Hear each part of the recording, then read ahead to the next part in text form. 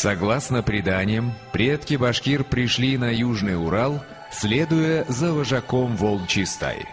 Так возник их этноним. Башкорт означает «главный волк». На протяжении веков башкирский народ пополнялся за счет различных племен, в избытке поставлявшихся Великой степью. К эпохе позднего Средневековья насчитывалось около 40 башкирских родов. Они были рассеяны по территории всей исторической Башкирии, от Камы до Тобола. В нашем фильме мы расскажем об одном из них.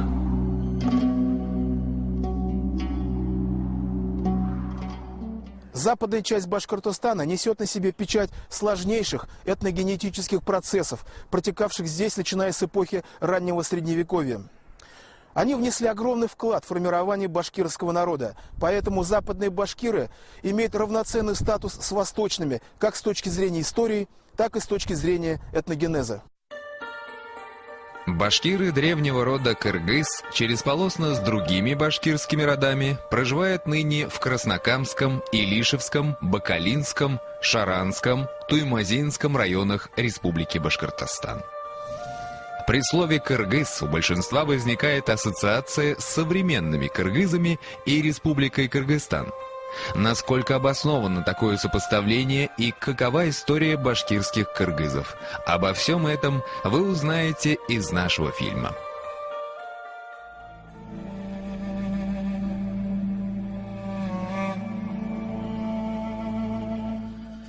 В третьем тысячелетии до нашей эры у стен древнего Китая появились странные для китайского глаза племена. Они были рослыми блондинами с голубыми глазами. На протяжении многих столетий между жителями Поднебесной и рыжеволосыми дьяволами, как окрестила пришельцев легендарная традиция, шла ожесточенная война. Китайское упорство, хитрость и коварство взяли верх над доблестью и простодушием северных кочевников. Рыжеволосые дьяволы были оттеснены далеко на север, в Южную Сибирь. История большинства тюркских народов содержится в китайских хрониках и сочинениях. Все бы хорошо, да чтение китайских иероглифов не передает точного звучания этнонимов. Вот и приходится ученым разгадывать шарады, пытаясь выяснить, какой этноним кроется под тем или иным китайским термином. Этноним «кыргыз» графически выражался китайскими иероглифами, передававшими аббревиатуру «гяньгунь» или «хягас». Таким образом, гяньгуни и хягасы китайских источников соответствуют енисейским кыргызам. Впервые енисейских кыргызов упоминает отец китайской истории Сыма Тянь. Описывая походы основателя хунской державы Богатура, совершенные им в начале III века до нашей эры, историк пишет: позднее, когда Богатур покорил на севере владения хуньюев, Цуйше, Динлинов, Гяньгуней, то есть киргизов, и Синьли, все знатные люди и сановники хуннов подчинились ему. Сыма Тянь, Шидзи, 1 век до нашей эры. Бұрынғы башқұртлар арасында бик аз санды гына кыргызлар да булган. Менә шулар белән алар бергә яшәп, ассимиляцияга берилеп,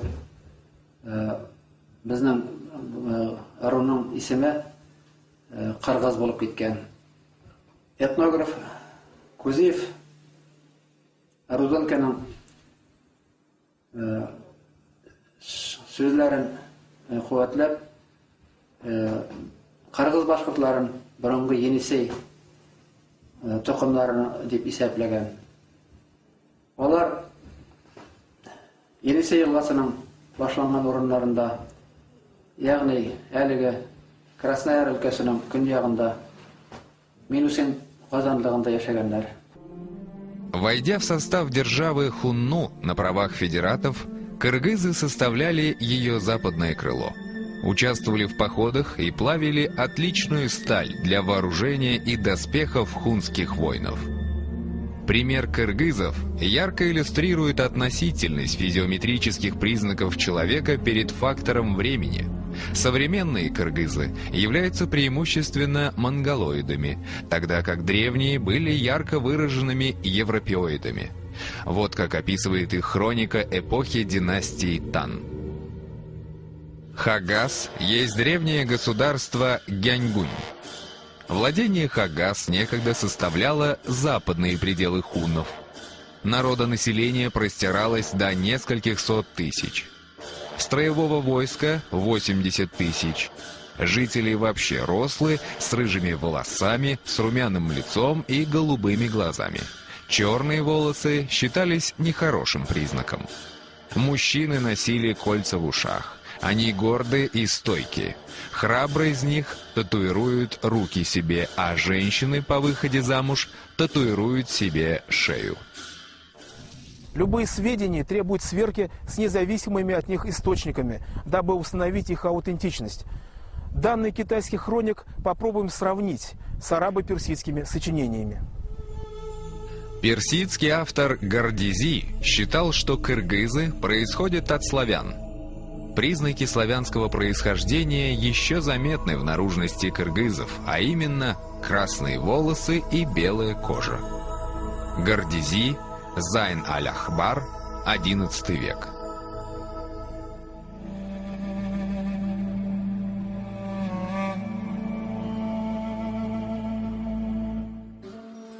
В VI веке на территории Евразии возникает тюркский каганат, просуществовавший до середины VIII века, в состав которого входили кыргызы и древние башкиры, представляющие собой в то время разные, хотя и родственные народы. Если о башкирах той поры имеется лишь отрывочное упоминание в хронике Суй-Шу, то о древних кыргызах сообщают десятки источников – китайских, тюркских, арабо-персидских и даже, собственно, кыргызских.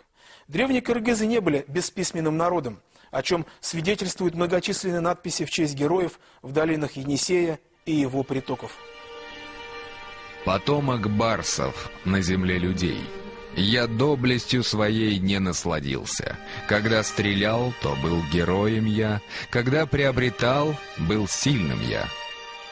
Обычаи, заветы, чем я жил, пусть не исчезнут с гибелью моей. Печалься, мой народ, громя врагов. Я умер, о горе, но погиб в бою. Волк от волчат навеки отлетел. Не покидай нас, барс, о горе нам. Мы Атумай, мы беки испокон. Мы воинами были средь мужей». Барс, упомянутый в надписи у озера Алтын-Көл в Хакасии, по мнению некоторых ученых, соответствует историческому правителю енисейских кыргызов Барсбеку. Тотемом кыргызов был барс, поэтому Барсбек и назван потомком барсов. От чьих рук погиб в бою кыргызский Барсбек? Его история описана в древнетюркских надписях в честь героев на реке Архон на территории современной Монголии. Тюркский каганат со всех сторон был окружен врагами. С юга напирал Китай, с запада держава десятистрельных тюрок, с востока – кидани, с севера – кыргызы. Правитель тюркского каганата Ильтериш Каган, пытаясь заручиться поддержкой последних, выдает за Барсбека свою дочь и дарует ему титул Кагана, то есть признает кыргызского бека равным себе правителем. Памятник в честь Тоньюкука сообщает: «Каган народа Табгач был нашим врагом. Каган народа 10 стрел был нашим врагом. Но больше всего был нашим врагом кыргызский сильный Каган».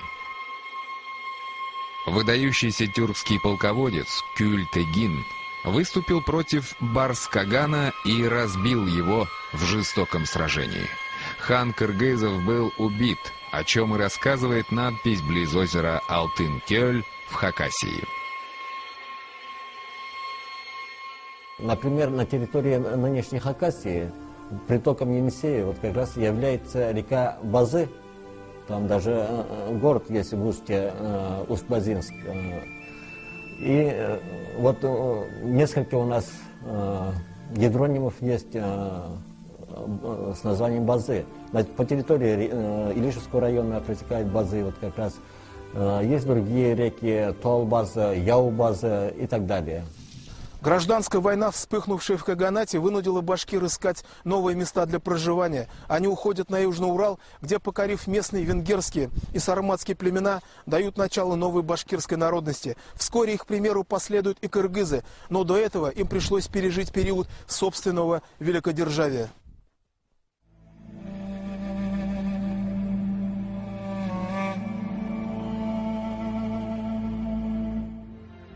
В середине VIII века на территории Центральной Азии возникает новое государство восточных тюрков – уйгурский каганат, который наряду с другими народами покорил и кыргызов. Однако владычество уйгуров было недолгим. Уже в начале следующего, IX века, кыргызы подняли восстание. И вот уже кыргызский каган пишет уйгурскому: «Твоя судьба закончилась. Я скоро возьму золотую твою орду, поставлю перед ней моего коня, водружу мое знамя.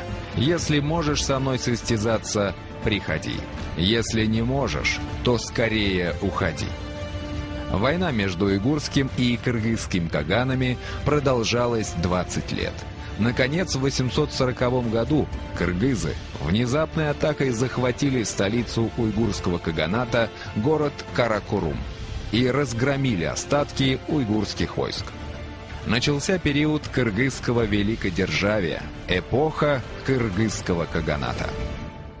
Период кыргызского великодержавия длился около 100 лет. В X веке монгольское племя Катай создает империю Ляо, и Катаи, предки современных башкир рода Катай, вытесняют кыргызов в родные для них долины Енисея, предгорья Саян и Алтая. Там кыргызы создают новое цветущее государство.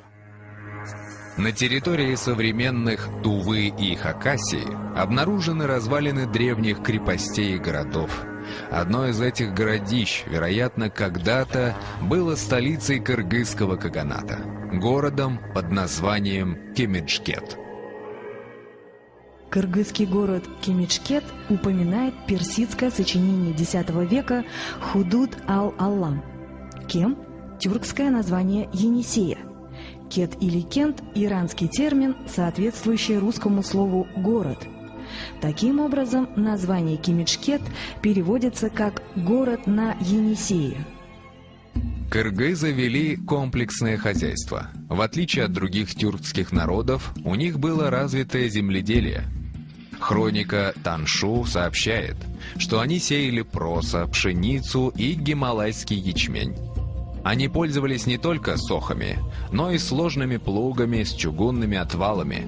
На реках строили мельницы, в Северной Хакасии обнаружены сети древних каналов, остатки значительных ирригационных сооружений, дамб и плотин.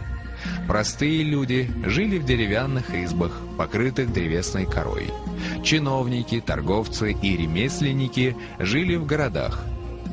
Знаменитый географ XII века Али-Дриси писал: «Все города кыргызов расположены на территории, пространство которой измеряется 3 днями пути. Их 4. Большие, окруженные стенами и фортификационными сооружениями и обитаемые трудолюбивыми, храбрыми и мужественными племенами». На карте Али-Дриси эти города обозначены под названиями Нашран, Хирхис, Хакан-Хирхис, Даранд-Хирхис. Город, в котором живет царь кыргызов, продолжает Али-Дриси, очень укреплен, окружен стенами, рвами и траншеями. Держава кыргызов погибла в результате катастрофического нашествия монголов. Людские потери, утрата государственности привели к культурному регрессу. Города кыргызов пришли в запустение, была позабыта древняя руническая письменность, а остатки некогда многочисленного народа растворились среди сибирских племен. Однако потомки енисейских кыргызов сохранились в составе современных башкир.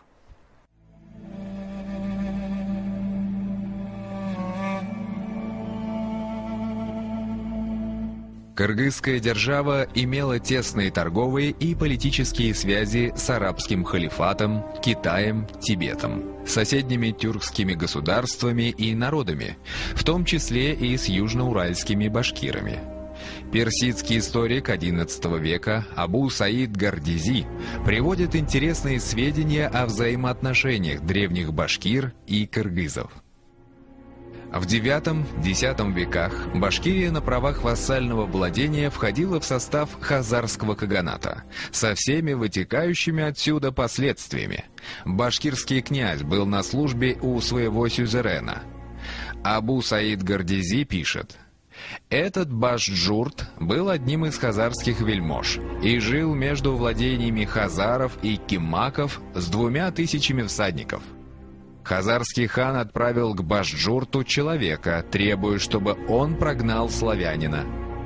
Под последним, следуя традиции отождествления кыргызов и славян, Гордизи имеет в виду кыргызского хана.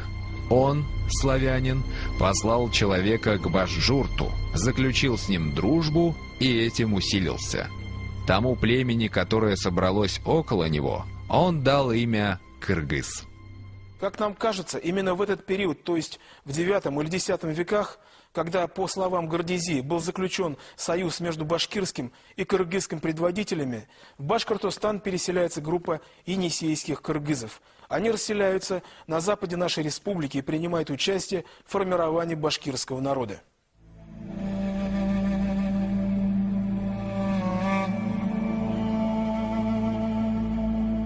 Илишевский район Башкортостана с точки зрения этнографии чрезвычайно интересен.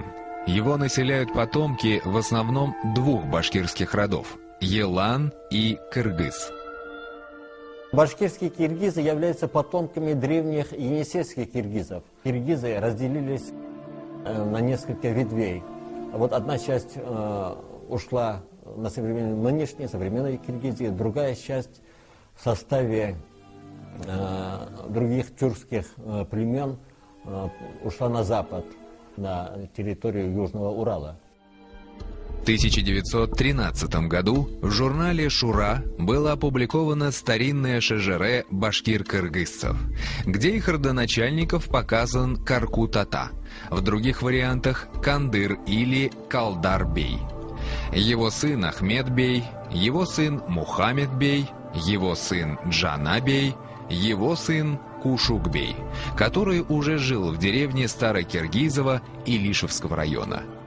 Его сыновья Акуш-бей и Кукуз-бей, сыновья последнего, Кылчан и Тануч Кукузевы, получили жалованную грамоту от царя Михаила Федоровича.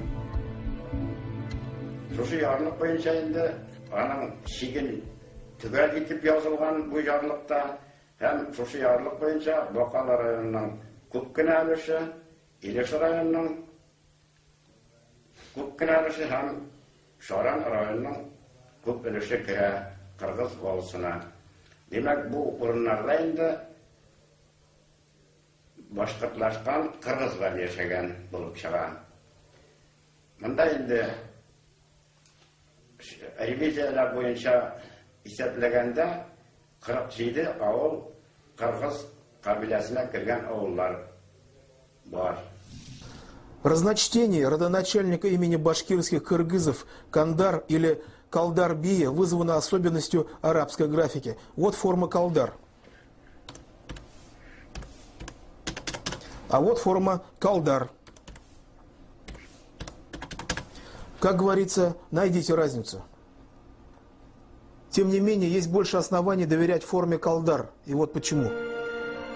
В башкирском варианте Чингизнаме среди башкирских беев, присягавших Чингисхану, значится именно Калдар-бей, которому потрясатель вселенной сказал: «Калдар-бей, пусть твоим деревом будет сандал, птицей голубь, тамгой половник».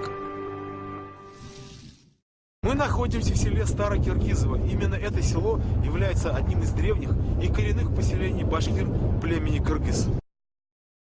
Індәт түгел, түштә күрдім уны, язгы таңдың хызылып атқанын, көмірсін ер булып, тезелешіп, қыр қаздары ұсып қайтқанын. В Старокиргизовской школе проходит урок, подготовленный к приезду нашей съемочной группы. Учащиеся декламируют стихи башкирских поэтов. Күргәнем бар минең Тул катындар бейгенин 45-те еңіл күнінде. О, ул бейеу, ул дауылы бейеу, күз алдымдан кетмей бүгінде. Но главное заключается в другом. Краеведение в нашей республике совершило гигантский шаг вперед. Изучаются и составляются не только шежере, родословные башкирских родов, отдельных деревень и фамилий, но и более частные вопросы. Когда и где первоначально закладывались основы сел и деревень? Чем занимались жители? Каков был их социальный статус? Бүгін біз мұнда, бұның ушул ата-бабаларыбыз калдырган мирас, шәҗәрәләр турасында, авылыбызның тарихы турасында һөйләшергә йылдык, кадерле балалар. Иске Кыргыз авылы Илеш айында түгел, бүгүн Башкортстанда иң борынгы авылларның берсе. Аның тарихы 17-нче гасырдан башлана.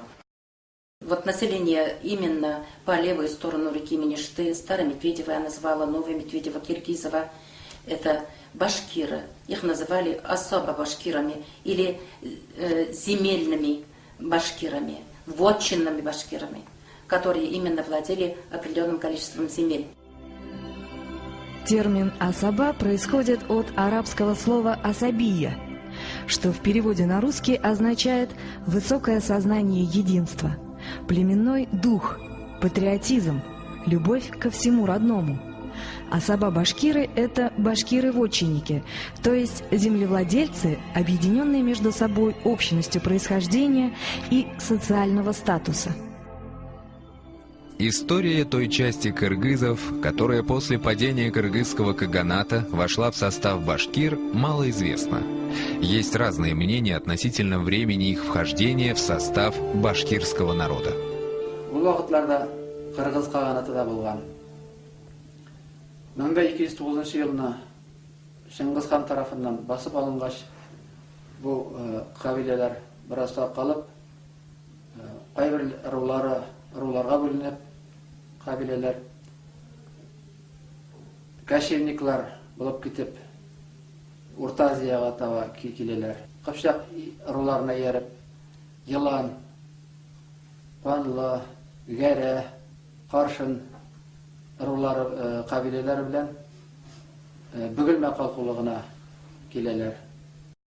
Сезнең балаларыгыз һәм үзегезнең яши торган дәврегез, балаларның балалары яши торган дәвр сугышсыз, ызгышсыз, талашсыз, дуслык, татулык, муллык, кыр рухлы, якты, күңелле, бәхетле кешеләр дәврендә яшәсеннәр иде. Амин.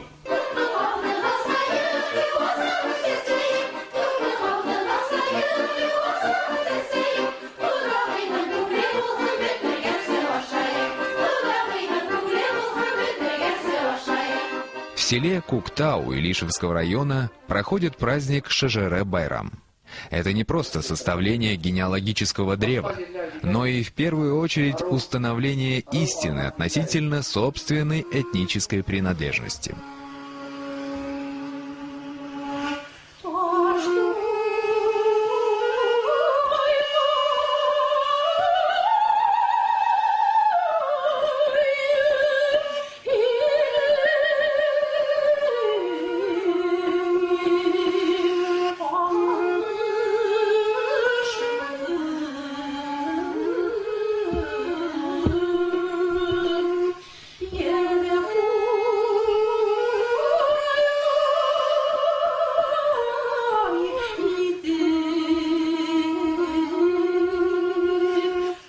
Сколько было в свое время, да и сегодня нет-нет да возникают разговоры о том, что татарское население республики, благодаря административному ресурсу, переписывается в число представителей титульного этноса.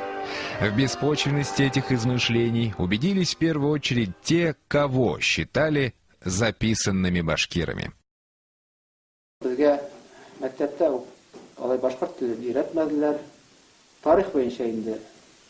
Biraz Burungu Rim, Gretsiya tarixlарын öğrendik. Rus tarixini biraz öğrendik dediğinde özümüzün çıkışını, özümüzün tarixini bizge mektepte okutmadılar. Bizden телебез ул татар белән башкорт арасында кәп килеп чыга. Но соңгы елларга ул нык татарлашкан инде. Татарлар ягына ассимиляция көчле булган. Аның 9 буыны бар. Мин сезгә 7-сенә сөйлим.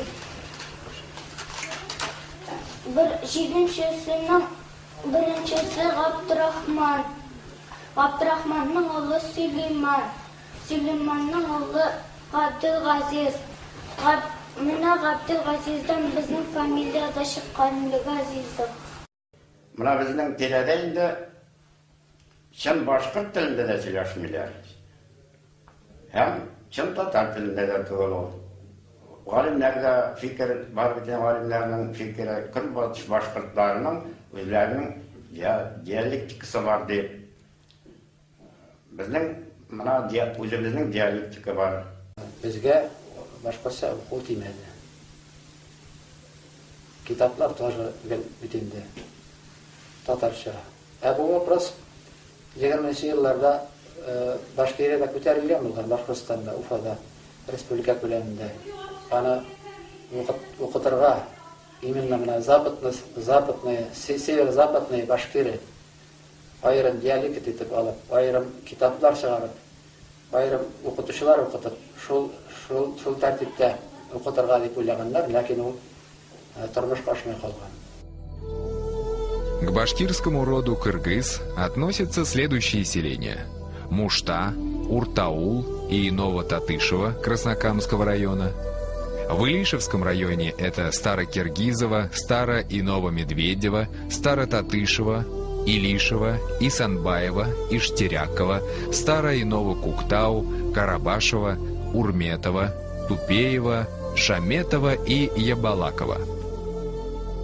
В Бакалинском районе башкиры-кыргызцы живут в селениях Токтагулово, Старое Новокатаево, Старое Новокуручево, Куруч-Каран, Старокуяново, Устюмово. В Шаранском районе Кыргызской волости принадлежали села и деревни Нижнезаитово, Кугарчи-Буляк, Барсуково, Чикан-Тамак, Нижние Ташлы. В Туймазинском районе потомки башкир-кыргызцев населяют деревни Аблаево, Тукмак-Каран, Бятки. Безнең башкортлар, кыргыз башкортлары, алар шем башкортлар. Краснокамский районының бераз җирләрен иченә ала, Илеш районының, Бакалы районының, Шаран, Туймаз районының, монда Мысыр Башкортстан Республикасы буенча. Шуннан соң чыгып китә волос җирләре күрше Татарстан Республикасына. Анда Баулы районы, Әлмәт районы, Азнакай районнары һәм төньякта инде Актаныш районының җирләре бераз чире алып торган. Бөтенесе шушы районнар içinde 55ләп авыл безнең кыргыз ыры башкортлар авылы булып тора. С III века до нашей эры, когда племя кыргыз впервые появляется на страницах китайских хроник, до наших дней прошло более 2200 лет, в течение которых у кыргызов были взлеты и падения, периоды великодержавия, чужеземного ига, миграции в поисках новой родины, поочередно сменяли друг друга. На то она история. Она хороша для тех, у кого она есть, смешна для тех, у кого ее нет, и бесполезна для тех, кто ее не помнит. История является для нас воспоминанием, о котором мы не только знаем, но и в котором корни нашей жизни. История – это основа, однажды заложенная, связь с которой мы сохраняем, если хотим не бесследно исчезнуть, а внести свой вклад в бытие человека, писал немецкий философ Карл Ясперс. Ныне восстановленная история башкир-кыргызов, как нам кажется, является именно той основой, которая позволит представителям этого древнего рода сохраниться на лике земли.